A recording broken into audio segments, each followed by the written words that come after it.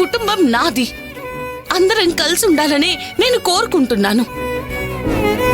నాకు నువ్వు, నాని, శ్రావణి, శైలజ, వందన అందరూ ఒకటే కార్తీక్. అందరినీ సమానంగా చూస్తున్నాను. నేను బాగా చదువుకోవాలనుకున్నాను.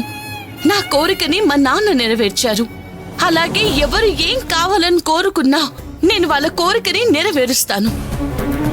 అందుకే నువ్వు సొంతంగా షాప్ పెట్టుకోవాలని కోరుకున్నావు కాబట్టి నేను ఖచ్చితంగా నీకు సహాయం చేస్తాను కార్తీక్.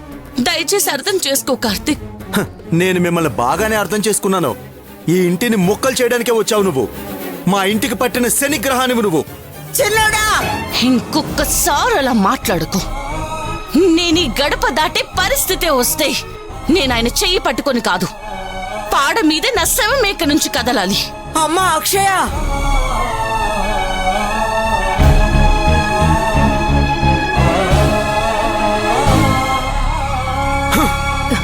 చిన్నలుడు కార్తీక్,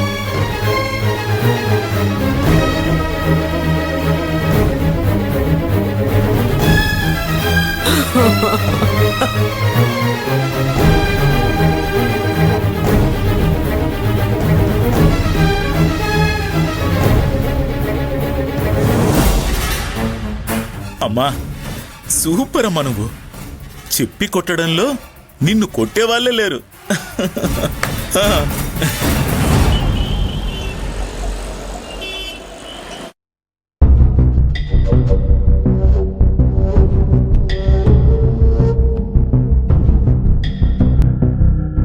సార్, రాజశేఖర్ గారు ఎప్పుడు వస్తారు? ఇంకో 10 నిమిషాల్లో వచ్చేస్తారండి. అవునా? Okay sir, thank you.